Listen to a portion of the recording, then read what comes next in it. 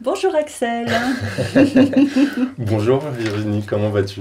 Ça va très bien, je te Très remercie. bien, ouais, Merci beaucoup de m'inviter sur ta chaîne. ouais, On va bah, pouvoir partager ensemble. mhm. Justement. Un plaisir pour moi de te recevoir justement, pour pouvoir partager ce que tu aimes et Mhm. tes envies et tes projets. Oui. C'est-à-dire qu'on a eu le temps d'échanger déjà depuis un moment et puis j'ai eu le temps de te voir travailler avec d'autres personnes.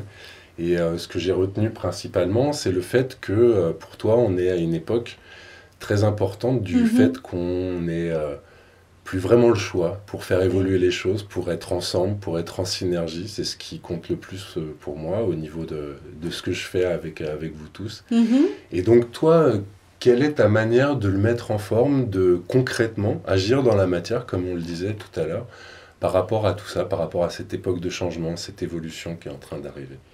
Alors, pour parler de tout ça, l'époque de changement, c'est justement aussi un changement par rapport à soi, à Mhm. cette reconnexion par rapport à soi, justement. Les gens sont un petit peu perdus. En consultation, on me demande toujours, mais comment savoir si on est sur le bon chemin? Mhm. Mais en fait, la solution, bah, c'est de s'écouter. Mhm. Ne pas écouter les uns les autres, mais simplement s'écouter soi-même, parce qu'on a tous la réponse en soi. Mhm. Donc on n'a pas besoin de faire les choses compliquées. Mhm. Simplement écouter ce qui nous fait vibrer, ce qu'on aime, hein. Mhm. Ce qu'on aime tout simplement, ce qui nous met en joie. Mhm. Alors après, concrétisation dans la matière, bah, c'est aussi se réunir.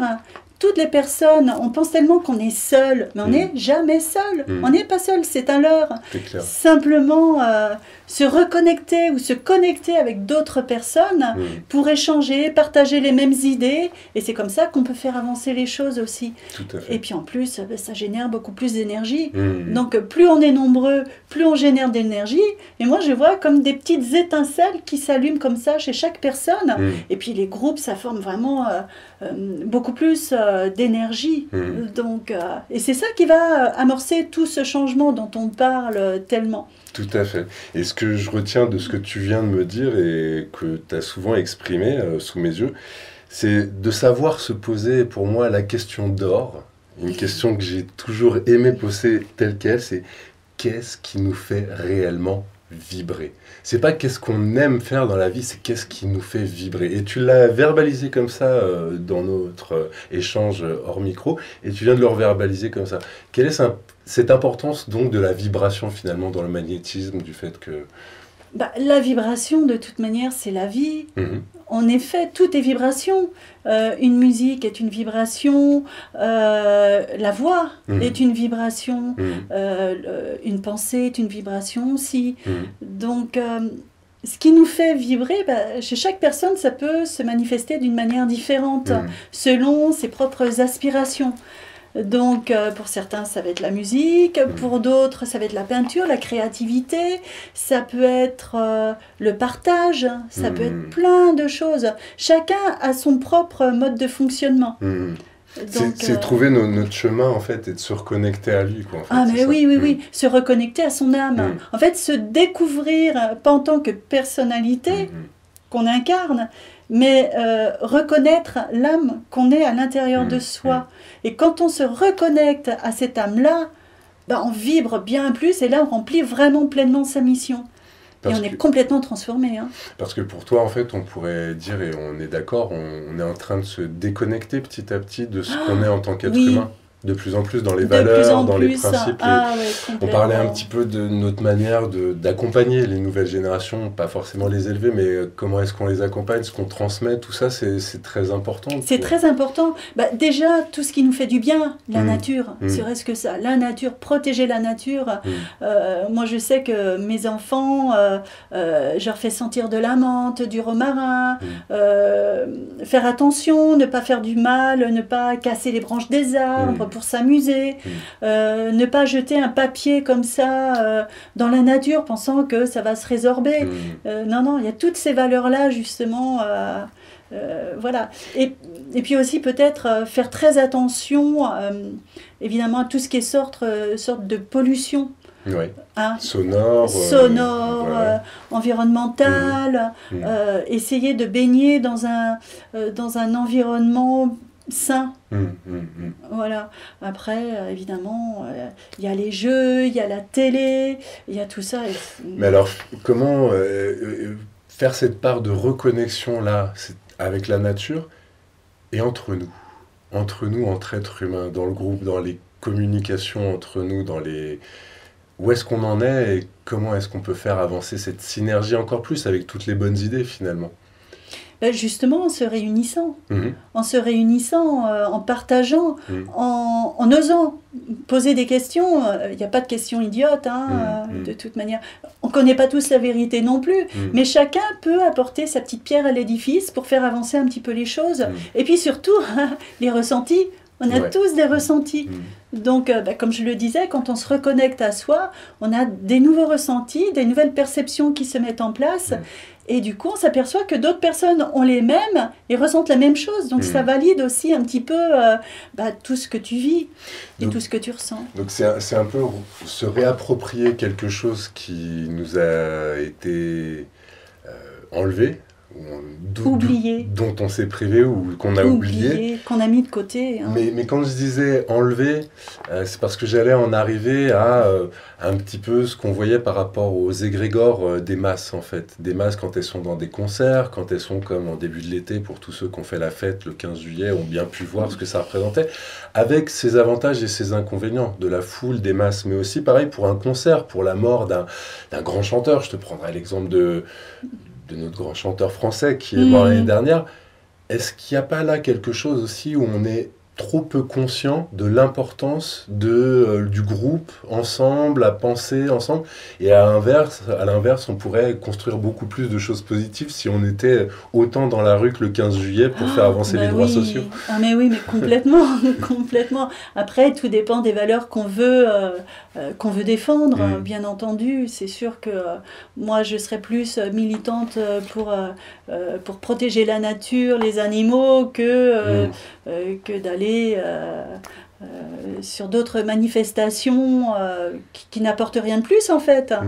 Donc voilà, tout dépend à quoi on veut se connecter. Et quand on disait que si les gens mettaient autant d'énergie dans le travail sur lui-même ou dans le fait de pouvoir connaître l'autre, son conjoint ne serait-ce, ou ses enfants, être à l'écoute, est-ce que c'est pas un peu là la clé finalement de mettre notre énergie, notre conscience dans des choses de valeur, telles que c'est là la reconnexion, le groupe, la communication? Les échanges, le partage, toutes ces vraies valeurs-là, oui, qu'on a tendance à oublier à notre époque. Et on le voit bien, c'est vrai qu'avec le modernisme, les gens se connectent tout le temps sur leur téléphone, sur les tablettes, sur les jeux, la télé. Il n'y a plus beaucoup de communication. On est comme des zombifiés. On est tellement connectés que... Et on se regarde moins dans la rue, en fait. Mais on communique plus dans les bus. Mais c'est pareil, quand on croise quelqu'un dans la rue, bon, il y a beaucoup d'agressivité en ce moment. Ça, mes clients l'ont souvent constaté et rapporté.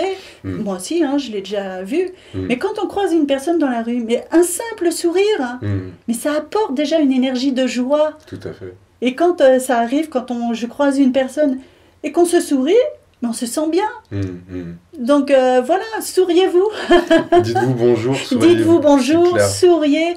Envoyez de bonnes ondes, de bonnes énergies comme ça. C'est vrai, évidemment, on ne vit pas dans le monde des bisounours. C'est justement, on a besoin de ça, de cette communication authentique. Parce qu'on ne fait pas semblant. Carrément, quand on sourit, c'est spontané, c'est naturel. Et ça génère une bonne énergie. Et ça, on en a besoin. C'est sûr. Et en plus, c'est le premier pas vers le fait d'agir concrètement dans la matière, parce que tout ce dont on parle, pour certains ou certaines, et peut-être pour nous aussi, on peut le théoriser. C'est très facile à théoriser, à lire des livres, mais le concrétiser dans la matière, à agir dans sa vie, et ça c'est aussi ce que tu fais petit à petit en te reconnectant. Mais oui, faut pas oublier ces vraies valeurs justement d'entraide, de solidarité. Ça se limite pas qu'à un sourire, et pourtant un sourire ça apporte beaucoup, bien sûr. Mais par exemple, une maman qui est en difficulté, lui ouvrir la porte pour qu'elle puisse mieux passer la poussette, une personne âgée qui a du mal à traverser, l'aider. Ce sont ces valeurs-là. On est tellement tellement devenus individualistes et ne penser qu'à soi et ne voir que n'être comme des œillères, on ne voit plus le monde qui nous entoure. C'est clair. Donc concrétiser dans la matière, il n'y a pas besoin de faire de choses compliquées, simplement s'aider les uns les autres. Et puis oui, petit à petit... Et tout le travail qu'il y a aussi sur ses émotions, sur ses pensées. On en parlait un petit peu aussi avec les consentements tacites qu'on a de nos jours par le droit de vote ou par les choses comme ça. Oui. C'est très important de reprendre la main sur nos pensées, nos émotions, de plus se faire influencer par la télévision, mais aussi dans la rue, dans n'importe quel moment, par les émotions extérieures et bien réussir à être aligné avec les siennes. Aligné, d'abord, il faut savoir ce qu'on veut. Et qui on est. Et qui on est. C'est sûr, c'est clair. Et puis, quel monde on veut. Ouais. Donc, si on veut un monde meilleur, de toute manière, il faut changer. Parce que là, on voit bien que les choses ne bougent pas. On a beau tout essayer depuis des années, mettre de l'espoir dans quelque chose qui n'aboutit à rien. On voit bien que tout ce qu'on entreprend, ça ne marche pas. Donc, il faut changer. Et en changeant, c'est en amenant le positif dans sa vie et en même temps, oser dire non à ce qu'on ne veut pas.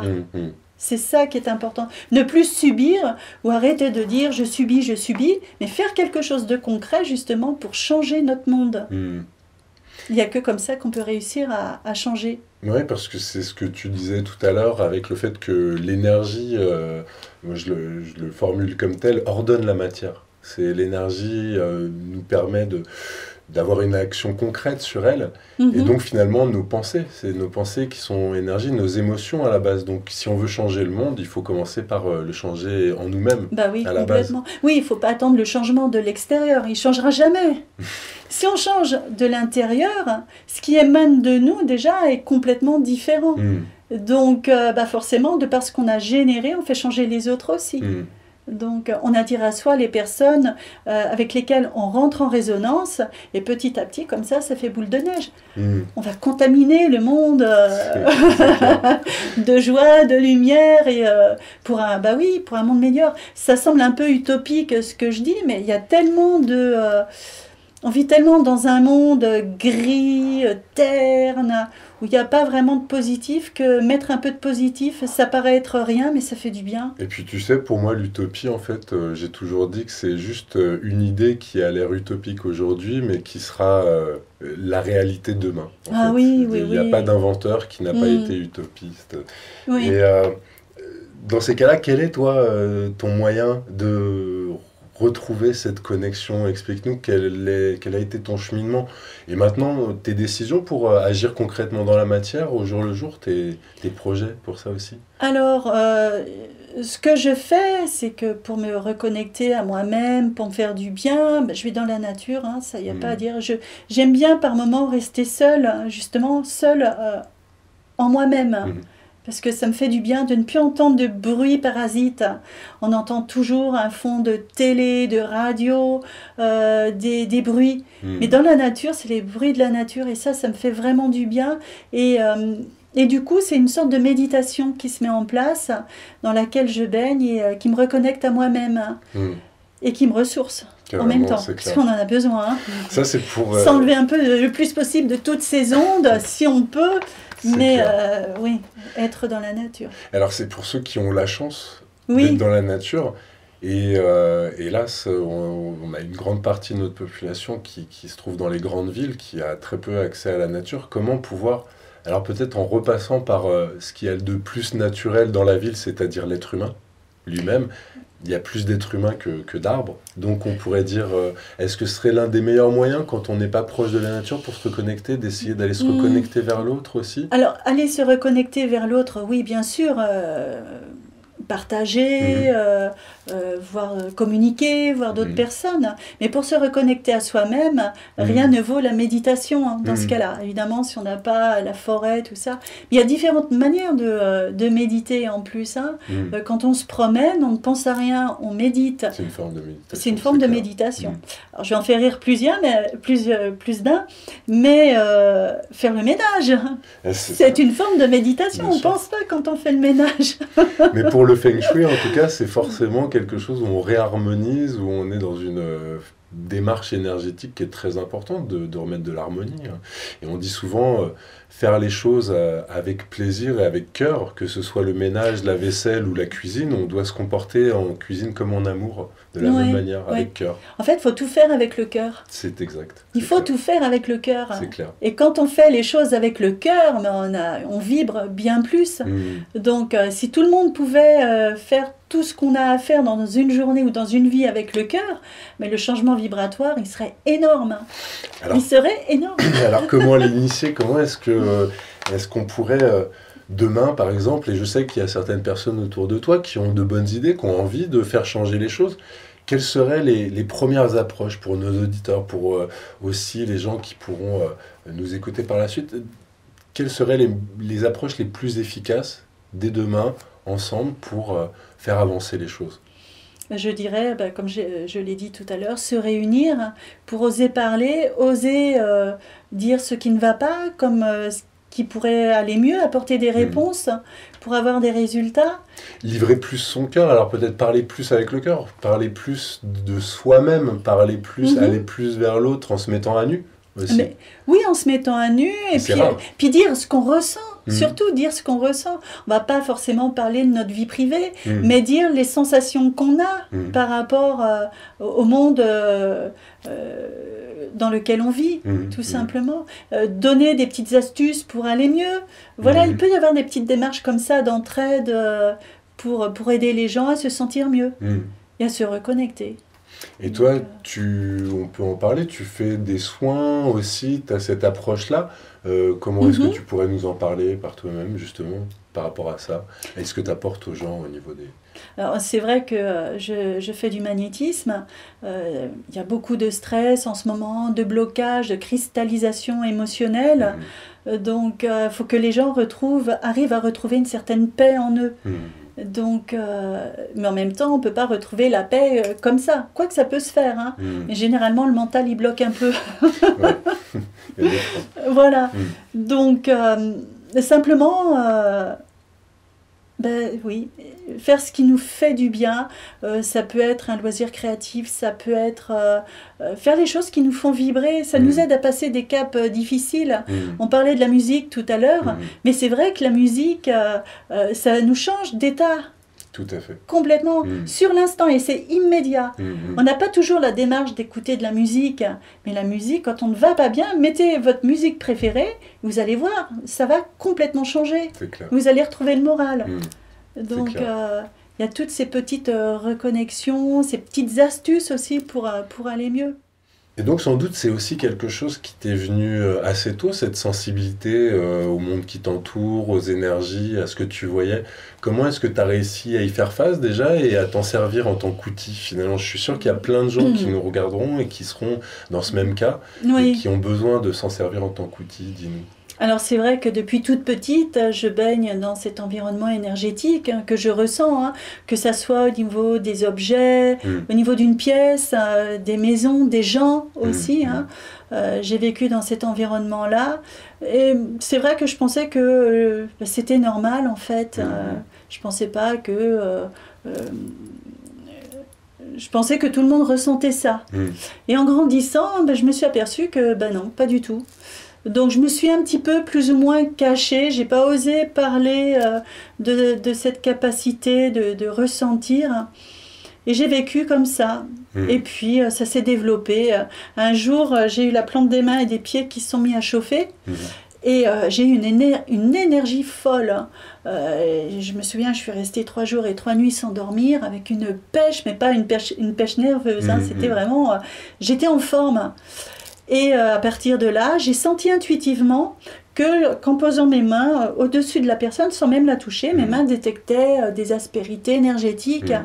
Et en touchant, en perçant percevant justement ces énergies-là, j'arrivais à débloquer certains nœuds, certains blocages, et puis le corps respirait mieux, et bien souvent tous les problèmes disparaissaient. Donc, voilà, j'ai grandi avec ça, j'ai peaufiné, j'ai continué à travailler mes perceptions qui se sont affinées. Par moments, je vois les auras, je vois des manifestations éthériques aussi, dans le monde subtil. Tout à l'heure, j'ai vu une étincelle blanche au-dessus de toi. Donc, voilà, il y a des perceptions qui se mettent en place de plus en plus. Parce que plus on travaille, plus ce monde-là se révèle à nous. Ça s'affine. Ça s'affine. Et c'est pour ça que je dis toujours, il faut s'écouter, on a la réponse au fond de soi, écoutez la guidance intérieure qu'on a. Elle vous amène toujours sur le bon chemin. Après, c'est le mental qui fait blocage. Le mental intervient, c'est la réflexion, et là, ça capote. Et c'est un peu dur parce que le mental et nos émotions, soi-même, ça a la même voix un petit peu. Donc c'est un peu dur de les dissocier, quoi, en fait. C'est pas évident. Enfin, pour certains, oui. Après, c'est un travail sur soi. Voilà. C'est un travail sur soi, bien sûr. Les émotions, on travaille ces émotions, on peut les évacuer de différentes manières. Faut les verbaliser, faut les faire sortir par le sport ou d'autres techniques. Mais le mental vient contrarier l'intuition. L'intuition, c'est ton premier ressenti. Ce que tu vois en premier, ton premier élan, sans réflexion. Si tu as de la réflexion arrive après, c'est le mental qui se met en route. Et voilà, c'est même pas la peine. Alors justement, toi, tu as réussi à trouver ces outils toute seule et à les utiliser toute seule. Tu as des enfants et finalement... est-ce que tu les aides à ouvrir certaines de leurs perceptions tout en leur laissant leur marge de liberté, mais aussi quand même en les initiant à une forme de sensibilité, de subtilité dans le monde qui les entoure, d'essayer de leur faire prendre pied à quelque chose de... Oui, forcément. De toute manière, moi, l'énergie fait tellement partie de ma vie, c'est au quotidien. Donc, forcément, mes enfants baignent un peu dans cet environnement-là. Donc, ils sont ouverts, évidemment, à toute cette sensibilité-là. Donc, ils sont très réceptifs, et c'est un peu le but de ma question, c'est est-ce que tu penses, et sans doute que oui, que c'est un maillon essentiel pour l'évolution de demain, c'est que nos enfants n'arrivent pas à 20 ans en étant des jeunes adultes, mais en n'ayant aucune connaissance ou conscience de ces énergies, de ces interactions, comme la plupart des adultes d'aujourd'hui qui sont arrivés à un manque de conscience de cela. Alors c'est peut-être parce qu'ils n'ont pas eu de gens qui leur ont ouvert une porte plus tôt, quoi. Oui, mais complètement. C'est tout à fait ça. Éduquer les enfants en leur montrant que le monde des énergies existe, qui fait partie de nous, et puis vivre leur propre expérience aussi. Donc là, on peut apporter une réponse. Ils grandissent avec ça, avec leur capacité. Justement, quand on dit à l'enfant, mais non, c'est dans ta tête, mais non, c'est pas vrai. En fait, ce sont les peurs des parents qui parlent et qui projettent sur leur enfant. C'est clair.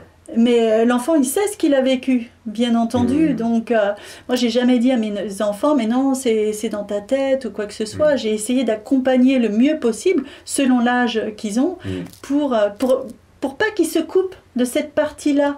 Parce que cette partie-là fait partie de nous.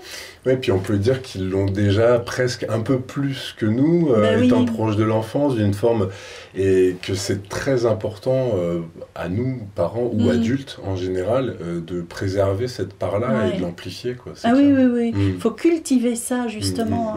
C'est l'éveil. Donc, s'ils ont déjà cet éveil, s'ils n'ont pas oublié vraiment les énergies, c'est leur ressenti, parce que c'est se couper d'une partie de soi-même. Donc s'ils cultivent ça au quotidien, ils sont entiers. C'est clair. Alors quels seraient tes espoirs pour demain, c'est-à-dire aujourd'hui et quelques instants, c'est-à-dire l'instant présent et tout ce qui existe, pour ce qui est à venir? Quels sont tes espoirs, tes envies? C'est pour ça que tu agis aussi. Et est-ce que tu penses que petit à petit, les choses vont s'améliorer? Une prise de conscience est en train de se faire, est en train de s'amorcer ou pourrait S'amorcer? Moi, je pense que c'est en train de s'amorcer. Hein. Je le vois au D'accord. quotidien avec mes clients, mes amis, mon entourage. Il y a vraiment quelque chose, hein, évidemment. On vit une époque tellement particulière. Et c'est vrai il y a vraiment des prises de conscience qui sont réelles. Et oui, pour un monde meilleur, de toute manière, il faut que les gens s'éveillent à la réalité de ce qu'on vit et se reconnectent à eux-mêmes. Donc il n'y a que comme ça qu'on pourra un peu sortir de ce marasme, justement. Donc c'est vraiment important. Mais c'est vrai que les choses évoluent. Hein. Moi, je reste positive et je le vois au quotidien. Et d'ailleurs, c'est pour ça qu'il faut essayer de bouger, de faire bouger un peu les choses pour faire accélérer, pour accélérer. Être une petite pierre dans l'édifice. Mais oui, c'est ça. Oui, puis petit à petit, il y a des étincelles, des lumières qui s'allument, qui se connectent entre elles. Et du coup, ça génère une force incroyable. Tout à fait. Incroyable. Moi, je suis optimiste par rapport à ça. Eh bien, parfait. Tu vois, sur cet optimisme, j'aurais aussi un souhait. Ce sera un souhait. Ce sera toi qui vas me dire quel est ton souhait le plus cher, là.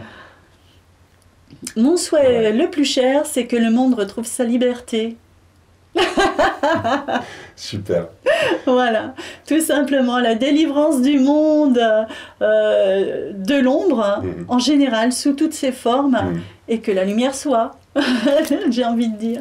Eh bien, parfait. Écoute, pour un mot de fin, ce sera ce mot de fin positif qu'on aura ensemble. Et merci beaucoup d'avoir fait cette présentation avec nous. Avec grand plaisir, vraiment. Et je te dis à bientôt, Axel. Alors. Oui, à très bientôt. Au revoir, Salut. Axel. Merci.